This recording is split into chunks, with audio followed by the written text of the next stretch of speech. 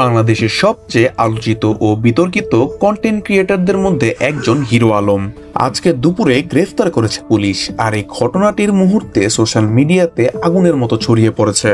তার স্ত্রী রিয়া মনির দায় করা মামলা, হত্যা চেষ্টা, মারধর, ভয়ভীতি প্রদর্শন এবং স্বর্ণালংকার চুরির মতো গুরুতর অভিযোগ থাকার কারণে আইন শৃঙ্খলা বাহিনী এই অভিযান পরিচালনা করেছেন।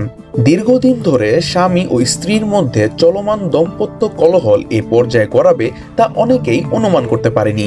অভিযোগ অনুযায়ী এক পর্যায়ে হিরো আলম তার স্ত্রী রিয়া মনিকে তালাক দিয়ে বাড়ি থেকে বের করে দেন।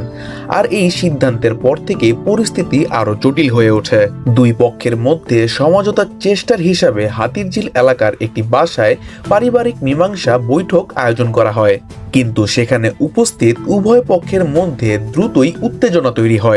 উপস্থিত সাক্ষীরা দাবি করেছেন যে সেদিন পরিস্থিতি এতটাই উত্তপ্ত হয়ে ওঠে যে কথার লড়াই মুহূর্তে শারীরিক মারধরে রূপান্তর নেয়। অভিযোগে বলা হয়েছে হিরো আলম ও তার কয়েকজন ঘনিষ্ঠ সহযোগী বাদীর পক্ষের উপর হামলা করেন এবং সেই বিশৃঙ্খলার মধ্যেই রিয়া মনির কাছ থেকে 1.5 ভরি স্বর্ণ, একটি চেইন ছিনিয়ে নেওয়া হয়। ঘটনাটি শুধু একটি পারিবারিক বিবাদ নয়, ধীরে ধীরে একটি বড় আইনি সংকটে পরিণত হয়। পরপরই রিয়া মনি বিস্তারিত অভিযোগ সহ থানায় মামলা দায়ের করেন।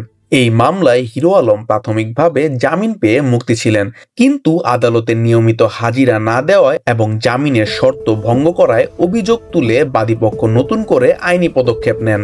বাদীপক্ষের আইনজীবী জানায়, জামিন পেয়ে আদালতে উপস্থিত না থাকা মানে আইনকে অবজ্ঞা করার সমান, তাই তারা জামিনের বাতিল আবেদন করেন। এরপর গত বুধবার ঢাকার চিফ মেট্রোপলিটন ম্যাজিস্ট্রেট ওয়াহিদুজ্জামান তাদের আবেদন মঞ্জুর করে হিরো আলমের জামানত বাতিল করেন এবং তার বিরুদ্ধে গ্রেফতারি পরোয়ানা জারি করেন। আজ দুপুরে সেই পরোয়ানা বাস্তবায়নের মাধ্যমে পুলিশ হিরো আলমকে আটক করে। গ্রেফতারের পর আইন শৃঙ্খলা বাহিনী জানিয়েছেন, সম্পূর্ণ আইনি প্রক্রিয়া অনুসরণ করে তাকে আদালতে তোলা হবে এবং অভিযোগ প্রমাণ সাপেক্ষে পরবর্তী সিদ্ধান্ত নেওয়া হবে। এদিকে সোশ্যাল মিডিয়ায় এই ঘটনাকে কেন্দ্র করে চলছে উন্মাদ প্রতিক্রিয়া।